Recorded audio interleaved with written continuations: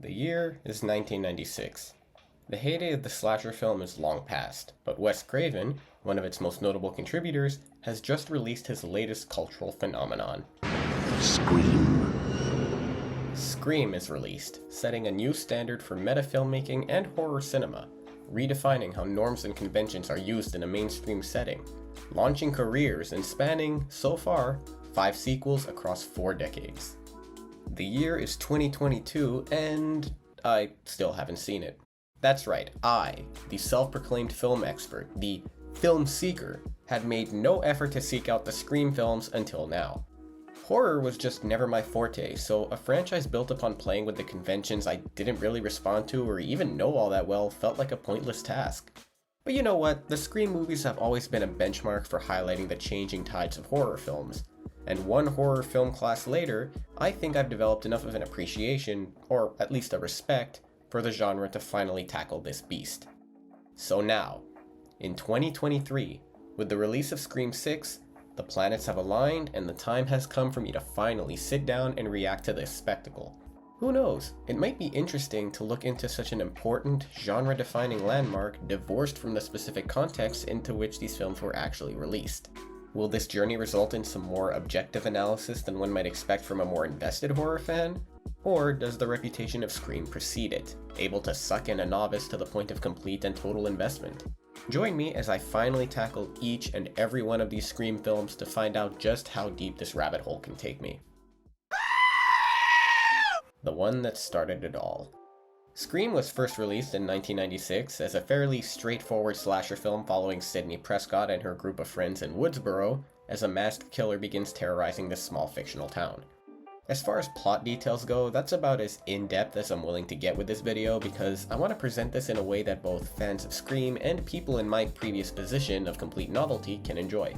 If I get into any more detail, especially with the later movies, it'll give away too much as to who's involved and who specifically carries over from the previous movies. All you need to know about Scream is that it's a relatively straightforward horror movie with a twist. The characters, being 90s movie fans, are well aware of the conventions of slasher films and, as a result, both the killings and subsequent investigations are constantly looming with referential elements for the viewer to pick up on. Clearly, Craven has a lot of fun breaking down and reapplying the very codes and conventions he helped popularize in the 80s. But the claims that Scream is some revolutionary horror film that completely upends our understanding of the genre is a bit much. Is this the greatest horror film of the last 40 years? No. The mystery of the first Scream's plot is decently hidden and well executed in the climax, but overall there really isn't all that much here that feels very different from other slasher movies. The main difference here is simply that the characters acknowledge the cliches while also playing right into them. This is where the idea of meta storytelling becomes tricky because if you're going to make references to the material that influenced you, that's fine, but you also have to do something interesting with it. Hot Fuzz works as a satire of action films because not only is it a great action film in itself, but it applies the genre conventions in these hyper-stylized ways that call attention to how ridiculous they can be, while still leaving subtleties to be picked up on afterwards. Scream on its own is a decent enough slasher, but as some sort of landmark piece of filmmaking, I really don't see what makes this much different or better than other successful slasher movies. All this film seems to do differently, on the surface at least, is directly name-drop those other movies. Granted, the layers do go a bit deeper as far as subverting classic horror tropes like the safe space and the final girl, but these feel like fairly minor adjustments in the grand scheme of the film. As it stands, Scream is a really fun and engaging slasher film that could fit snugly alongside any other. A solid 7 out of 10, which, despite what some horror fanatics might fear, is a wholehearted endorsement from me. Where Scream played on the conventions of slasher films in general, Scream 2 obviously tackles the idea of the horror sequel. As a result, you may be worried the film, like its predecessor, may fall into the trappings of similarly adhering to its chosen formula while blatantly addressing that, rather than doing anything new with it. To my surprise, I honestly found myself enjoying Scream 2 a little bit more than the first, whereas I had a harder time buying into just how Scream truly retools or reworks slasher films. Scream 2, as a sequel, finds it necessary to build on its own existing foundation, the first Scream film. In doing so, the movie does exactly what a sequel should do. It expands on the themes set up in the previous film, in this case processing trauma and the commodifying of tragedy and violence, and molds it into something new and bigger. Of course it's a silly movie, but it's silly in a really enjoyable way that still feels as though Craven and writer Kevin Williamson, the real hero of this franchise, have some genuine respect for and interest in these characters. The climactic sequence really leans into the goofiness, and I'm kind of split on Ghostface's motivation. One aspect makes perfect sense for the character, while another just feels tacked on for the sake of continuing the trending mindset of the previous killer. But it's still a damn good time. I see Scream 2 getting an easy 7 out of 10 for me. Nothing revolutionary, but you know what? Neither was the first. The perfect balance of new ideas and more of the same. What's up? I don't think I'm going to surprise anybody when I say that these movies really take a nosedive at Scream 3. Maybe I wouldn't have felt this way were I not marathoning these movies over a single week, but watching trends and tropes get subverted over and over again for 3 straight movies gets kinda really exhausting after a while. It's almost like watching Rick and Morty and realizing that we're getting the same sort of philosophical spiel mixed with shit jokes at the end of every season. I think the reason it gets so irksome here specifically, though, is that the film surrounding these convention-breaking ideas is just extremely lackluster. The mystery isn't all that engaging, nor is the way it tries to tie into the past, what with its theme being horror trilogies, where everything you think you know is a lie. Well, you know what, those ratings certainly weren't a lie. This shit is like Scary Movie without any of the attempted jokes. This is the first Scream film where Williamson is absent as a writer, and you can really tell that his scripts are what held these movies together. Craven just feels like he's on autopilot the whole time, and the way the film tries to tie in the meta aspects, by being set largely on a film set, just makes this feel like some forgettable Scooby-Doo shit, especially with the new Ghostface taking on ungodly levels of cartoonish bumbling. In all honesty, Scream 3 isn't all that unwatchable because the characters are still well acted and some of the newcomers like Parker Posey are kinda promising, but it largely plays out like the sort of generic slasher thrillers anti-horror crowds dread the most. If Scream was a conventional but entirely competent slasher film, Scream 3 is what you get when all the efforts to be streamlined are stripped away, and any notion of uniqueness just comes across like pointless overstuffing. 4 out of 10, I guess I really don't care enough about this one to be invested in my grade. Shut up! Ah! Y'all ready for my biggest hot take? Scream 4 may actually be my favorite one. I know, it's crazy to think, especially with the film's cold open, which, quite frankly, may be the absolute worst one of the series. Just really stretching the boundaries of tolerance for the whole we're in a movie attitude that this franchise has going on. But other than that, this really is about as good as I could expect one of these movies to get. Kevin Williamson is back, which is immediately noticeable, because the story here feels like we're getting back to basics while, at the same time, keeping things fresh with a new angle. This time around, Williamson and Craven are tackling the phenomenon of horror remakes, which was probably a really interesting take back in 2011 and even now in 2023 is still prevalent enough of an idea that I sort of feel involved in the cultural moment. As with any Scream film, it's really the finale that makes or breaks the movie, and I think Scream 4 has my favorite reveal out of any of them. Just the way it tackles the remake phenomenon and internet culture combined with torture porn really makes for an appealing climax. It also helps that the new players this time around are, as usual, fine additions to the crew. I've really missed Emma Roberts over the past 10 or so years, so it's really nice to see her in a meaty role without having to watch a TV show I don't give a shit about. It's probably at this point that you'll notice I haven't really talked about the cast of any of these movies. Again, mostly for spoiler purposes, but it's mainly a factor of everyone in these movies generally being totally solid all across the board. Nobody stands out as especially spectacular, but no one is especially bad, with one exception. I probably should have mentioned this earlier, but since I'm dumping out all the hot takes now and I didn't want to completely get crucified in the first segment, I'll say right here that Matthew Lillard is honestly pretty unbearable in the first film. Look, I get it, the Shaggy memes were funny, but he's just turned up to an 11 at all times and it's really irritating. But anyway, back to Scream 4.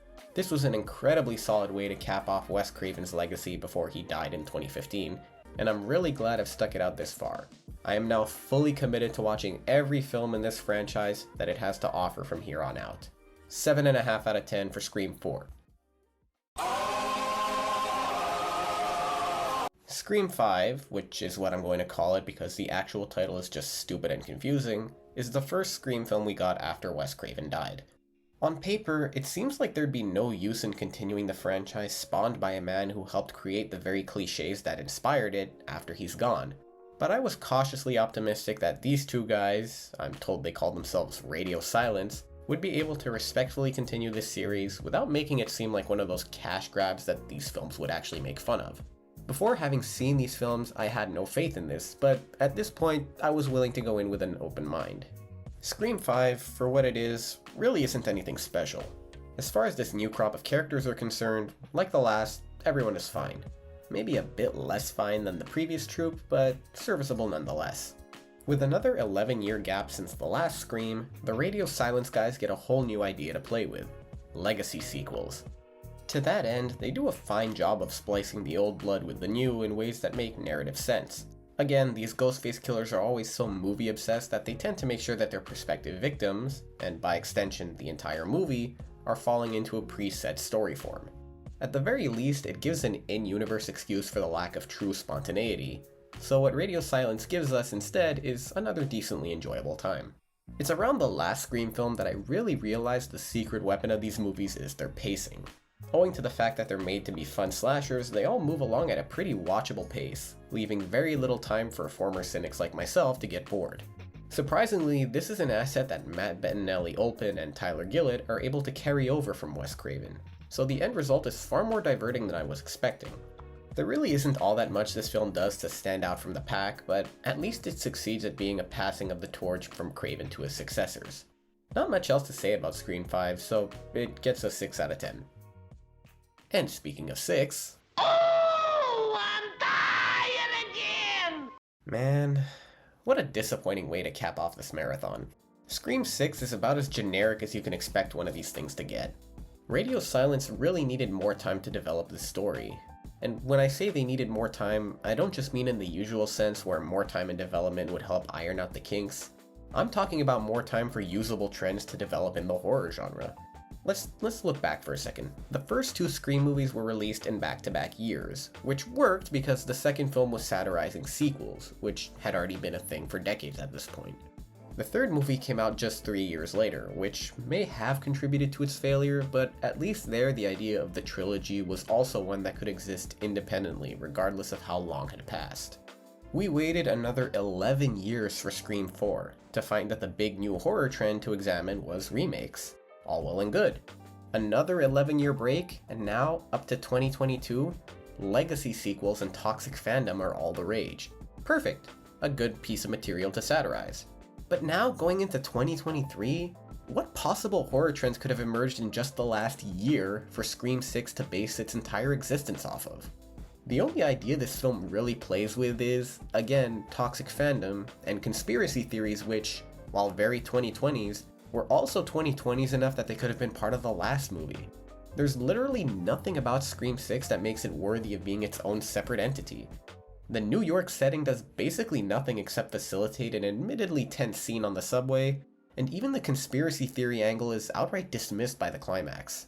It's here that the Radio Silence guys try to dive into the lore and really flesh out this new generation lead and her specific fears, which aren't really developed in any interesting way, especially as a continuation on the last film where these fears were set up. The Ghostface reveal this time around is really stupid. About as stupid as it was in the third movie, and the resulting climax is basically just a ripoff of one of the previous better Scream movies, right down to Ghostface's motivations. Scream 6 really does feel like the 6th movie in an endless franchise, in that it feels slapped together to meet a studio's mandated release date, rather than because there was an actual idea at its core. The long breaks between Scream movies may seem like studio plays to revive a sleeping moneymaker, but those gaps actually help the films in that they give the landscape of horror time to develop and consequently be revitalized in fun new ways. If we're going to get Scream movies on a yearly or even bi-yearly basis, there really won't be that much to separate the series from every other forgettable slasher saga. Scream 6 gets the most disappointed 5 out of 10 I can offer. In fact, it's probably more like a 4.5. Get me out of here! So, finally, I've watched every single Scream film, and what's the final verdict? It took me a while, but I'm now fully on board with the potential of this franchise to go on until infinity, as long as it remains motivated by the concept that birthed this franchise in the first place, paying homage to the genre. Some Scream films were better, much better than others, but they never stopped being watchable, which is a lot more than can be said for a lot of other long-standing horror franchises. In the end, there's a clear love for the classics that was built into Scream, and even if some of the films haven't been able to fully capitalize on that, the ones that do so extremely well. So, where do we go from here? Well, Scream 5 proved that it's possible to move on in this series without Craven, but I think the Radio Silence guys have proven after 2 rounds that their time is up. Or at least, I really hope it is. Who would I like to see take their place? I don't know, ask me a decade ago and I probably would have said Adam Wingard, but he's very quickly proven that that would be a terrible idea. Otherwise, I really don't know, I'm not a huge horror guy, weren't you listening at the beginning? As always, thank you all for watching this video. Be sure to like it and subscribe to the channel if you haven't already, and stay tuned for more film content. I think I'm going to start taking longer breaks between videos and release them once a month rather than every 2 weeks. It's just easier for my schedule. But stay tuned for the best of 2022 video, which I'm still promising. I know it's been a while and I'll do my best to have it up in May. There's just a lot of ground I needed to cover first, but I finally got it. Until then, stay safe and, as always, I'll see you when I see you.